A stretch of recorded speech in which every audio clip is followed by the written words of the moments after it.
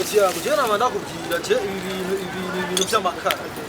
Ibintu je siyo mind wanje. Je ibintu ndabirenze. Je ndabirenze kwera arengeye je mara niyumvira ati one day je nzoba boss nze muri ibintu by'amakara by'icyafu. Urabona nk'ubu je nama ndaba kwitunga musi. Kajya abana beza bari muri bademu fresh ariko twegera. Twebwe ari ibintu turimo.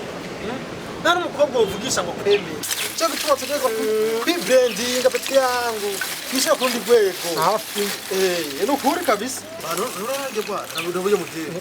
Abaje mataye. Urabona ngari. Ujana shora kanji. Ujaje ranchika. Yo tuse. Ubone kabwe ngo rukora ngo dukoresha. Ubwanga bw'abakobwa. Kandi nga urakurikije. Yo mama we. Nacho zopama nguyo. Ingo dukora tukasibwa amaboko yiwacu tujye ibyo twabiri yakuya. Yo. Rwanda kubwire rero Masaka. Ujya mudemu umwe yacanga hejo. Hajya je naramukurikiranye. Ndamukurikirana neza ndabona ahantu aba. Urumva ikintu gisigaye. Nukugenda nkarondera style nzibeze neza. Kamwinjira gushika ndamuri. Ega nana basaha atari gose. Iga si byata bwa je naramuwe ndamurya ko bukebuke akata ndenguka yinjira sohoka maka mbonyana. Ce ndahabona. Ubu gisigaye no kumwinjira gusa. Akare namaze gupanga. Rero urazi ikintu kingoye. Eba style zimeze neza nico gisigaye. Nabundi ibisigaye je nahabonye akare namaze gupanga. Ndiko ndiyumvira ahantu nzokuri style zimeze fresh. Ndamwinjira ntagase. Tuse. Amenya gutwe ngara yawe. Tuse je sindikunda kumva sindikunda gutora n'ukungene we usa. Ubanza urabe impuzu wambaye, ubanza urabe ingene usa, urabanza abantu wicaye.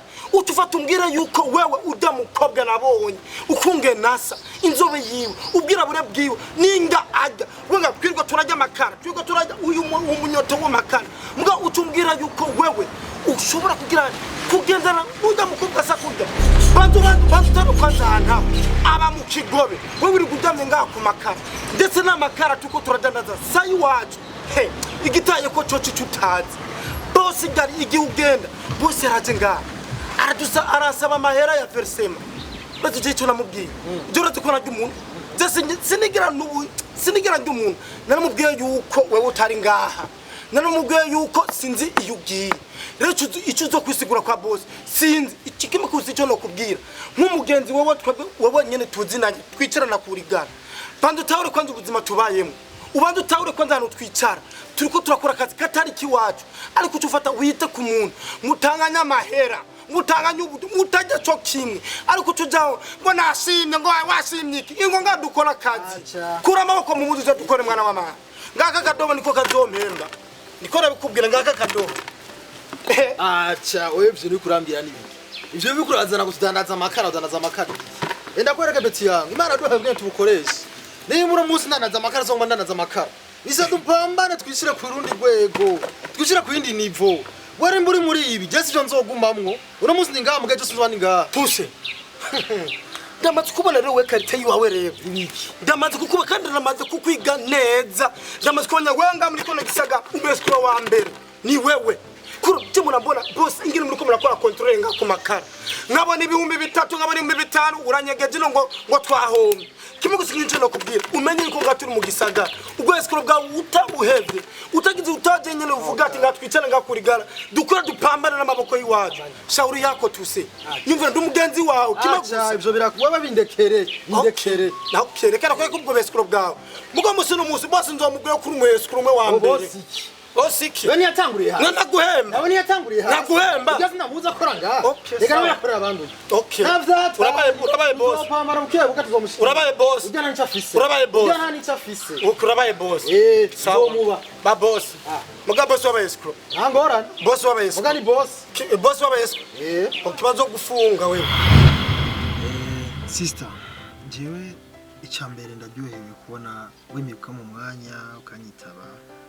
Sinzi ibyo ari kuburimo ariko mbabare kuba nafashe kano kanya kawe vraiment nashaka ko tuyaga urabona narakubonye ariko ndiruka mu byo waje business ndabona ati ndamurabe tuvugane mugabo mbabarire izina ryawe ntaryonzi witwa gute kazina kawe je nitwa Fanny noneho urombonye he Fanny icyambere cyo ndagukundiye nuko utabesha izina nari ndarizi burya nari kubajije kugira ngo numve kutazakumbesha nari ndarizi zina mwitwa gute jewe nitwa Tuse Richman ndi mu businessman wino stono tumwe sanze ndangura ngaha ufite umuntu abari kariruka muri biriya na biriya nakubonye hajya ku ishuri wanyu ndavuga ati reka nzobaririze buke numve ko twavugana naryohere ko no munsi umpaye umwanya kugira ngo tuvugane tumenyane okay ni sawa gusa muvanda abantu za grippe oya nana kimwe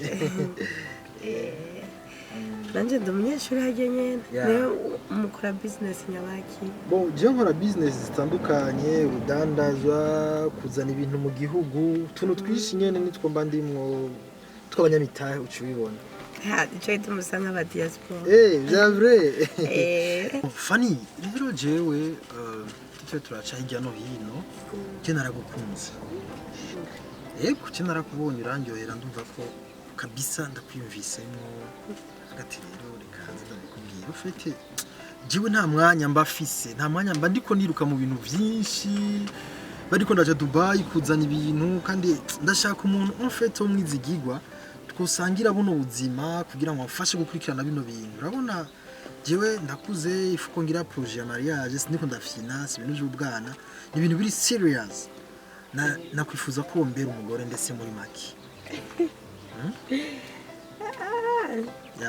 nico nkeneye kandi nkeneye umuntu nukuri je character zawe zarandyoheye kandi narazishimye ngaha kwisarika igendo mu bantu ukarondera uyuswata ariko wewe nabonye uri target yanje ni wewe kabisa mbona ndavye inyifato n'ingendo zawe biranshyitura nkavuga ati ujya muntu yomfasha kugera business ujya muntu yomfasha gutunganya neza urugo rwanje so rero ni ibyo nicyo cyifuzo nari nifuza kugutura umubisi nawe uranyarutse ibintu nta gutebye asha gusa nyene nanje byose ariko mbanza kumenya naho atamuntu amenya hose atamenya umuntu cyane ariko icyo nibaza ko atakibazo kuko nanje ndakuze harageze nyine yuko nogiri iwanje mugabo rero nkuko nyine washitse uvuga nanje je nabo mbona uko umuryango wacu ntabwo wifashe umuryango wanje nije na musaza wanje gusa tubona turi babiri turi imfubyi kandi no kuri ntabwo dufite ubuzima bwiza rero namba wumva ataco bigutwaye nta kibazo uzotegura ukazoza muhira ukavugana na musaza wanje tukabana je nangorane kuko nawe twumara n'imyaka 10 sinopfa ndakumenye umuntu ni munini ushobora kumenya umuntu ujya n'abantu bana imyaka 20 batazi naka kwameze uko byo ndabizi cyane jewe ibyo nta kibazo bijamwe na musaza we nimba ari n'icyo akeneye nimba arakazi nta kibazo turashobora kubibafashamo mugabo nashaka kumbwire tuzogenda iwanyu ndababone mbone ingene bimeze jewe si bwa buhungu hari ubuhungu bw'Escro ngaho bugenda buhenda abantu jewe ndi mu businessman ndi umuntu aba ari business akazi cyane Tatuko turakora cyane kugira ngo urabizi ko umuntu yamafise intego y'ahantu ashaka gushika. Rero reka dupange umbwire umwanya ugukundiye umwanya wawe nzoshike ndahabone sinzi ko mubyumva. Nta kibazo no hoba nejo uza muhira canke ejo muga ntacyo ndazavugana nawe nzoca ndakuba umunsi. Hama ivyo kugukunda navyo kazi mu nkunda wewe nzomenyera. Vya vrai? Wow, ndaryohewe cyane. Ndaryohewe gose kabisa. Ni byiza cyane kandi ndaryohewe mugabo reka rero sindagutesha umwanya ubandanye n'ibintu byawe by'amashuri sinzi nasigira akanimero bwawe ushiramo akanimero kawe kugira ngo tuze kuvugana rero agatike kugira ngo tuze akadeplacement usigaye turavugana bisubira bigenda yego sha merci ni zinyana kirakwandika sawa sawa yego rakora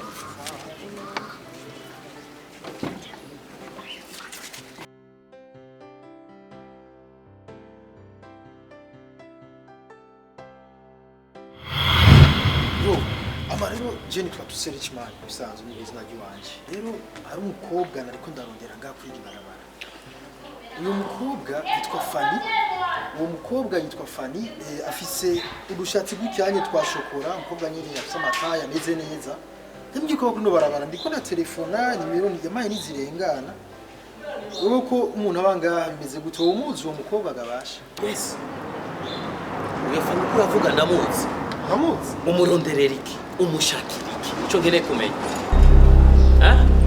Fanny ikibazo gihari nuko ntariko ndamutora ku telefone ubundi Fanny wariwe cyo ndamuronderera ni umusheri wanje irevre nta misi nyinshi turamana mu rukundo ariko ni umusheri wanje kandi yambwiye yuko aba muri kuri barabara nyene cyo bituma ariko ndakubaza nimba umuzi uhandanye bizo ndakubwira ikintu kimwe uyo Fanny uko aravuga jene musaza kwiwe okay si Fanny mugufi yaguca afise utu yes ndakubaze wewe niko utovuga yuko Fanny ari sheri wawe jewe musaza we nakuzi nta muntu numwe ashobora gukundana na mushikanje abure kutambwira aho sanga wewe urimo ari bahungu baba escro warusko ugomba ku arundi muntu ugomba kubaza ivya Fanny utagure kwibeshera ngo murakundanye mwarajyamanye mwaragizene uri muri bahungu bibeshera uruzo nakubwire nimba ari kintu urondera ku muryango wacu keba nayo ndagusubiyemo kandi keba nayo ugende kunyinira handa apana kwa mushikanje zokunokora ayo maso ivyo bizuru ndabiho urutwe nka pasteke koma abakobwa barutwe koma kwa mushikanje koma umururuke nakugena umururuke hano gusa kwibeshera aho ko mucutangura kuvuga twararyamanye twaragendanye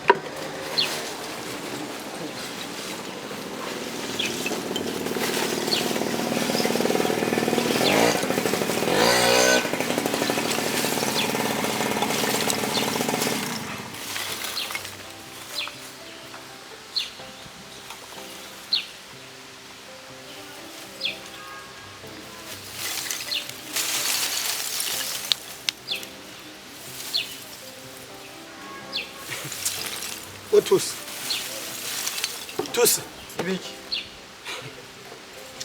wicaye ngaho nyene urumva nyene utuzi ari kuri yumvira ingene boss go mu mugera amahe amara yakugwiranye mu mufuko ubu angana ngo Tusi ngo dukora sakaza urana tuzingene niko ari je ndikora kora makara ko ndiko nakora mu makara je ndumuntu nje mu mahera ngana mbena kubaga mbega ko mbona uri mu vyiyumviye ivyo vyumve uri kura higa nyene ngene woja boss amahera ngera wo mutembe kugira murakaza Tusi ngo dukore Tusi ngo ndabigusaba Lega kwimvira ivyumviro nk'ivyo kuko boss yahiza yiwi ngo nawe higa yiwawe hanyuma twe tubone yuko tworonka ivyo tugino musisasi Tusi rero byo mudemu naramufatishije tumeze neza none ukuntu mpora ngenda nambaye nati ya mastire atira imiduga aranyizera azi ko ndi boss ariko ingorane ifise yasha amiye kazo kundamutsa ngaha ndiko ndiyumvira nabuze aho nzomujana sinabona ko nzomuzana muri amakara sinabona ko nzomuzana muri yankuru ndiko ndiyumvira byancanze Tusi uvuze muri mu rukundo udamukobwa nabonye sakujya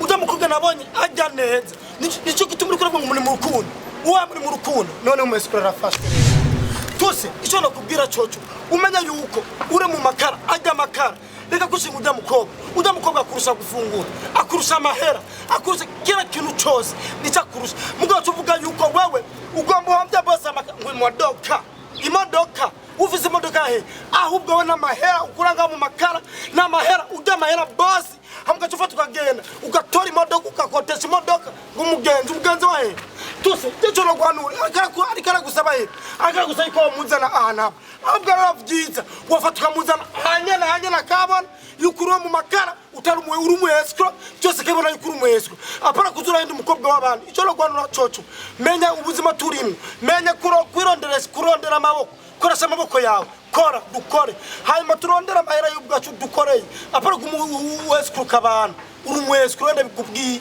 uzofa urumu escro ahubwo icyo no kubwira ingo dukore ingo tudandaza amakara wase nawe ushauri yako jenzo gya amakara ngena ya niyo zontunga ngaya iyo nije kuzomukora bikubwira ngo dukore kora amaboko mu muzo musaba dukore ndagaguma wishinga umukobwa umukobwa araguhenda ni muri kurira bimwe ingo dukore ugivyi wawe wabiri yakuya apana kujya amahera utabiri yakuya eti yanga ivyo bindekere wewe bandanye upambana amakara ivyo bindekere ahubwo uraziye ndakwereke banyampetara nizi impuzu unyampetara niza n'imodoka ujyanye nzogenda mwinjire nabwiye ati beti yanga uri umuntu wanje wama wamfashije nizi cyumba ngaho sha niza hano ameze neza tenda muzana ndamwinjize ndamusomesha yena zoshanyemera ega ujya urabona mudire mu gihe namaze byaraheze gena namaze kumwe araha naramufasha ubu araha naciye nshira ubu ari ndani mu mutima ivyo byo kurazana sivyo ndimo unyampeta zonizi cyumba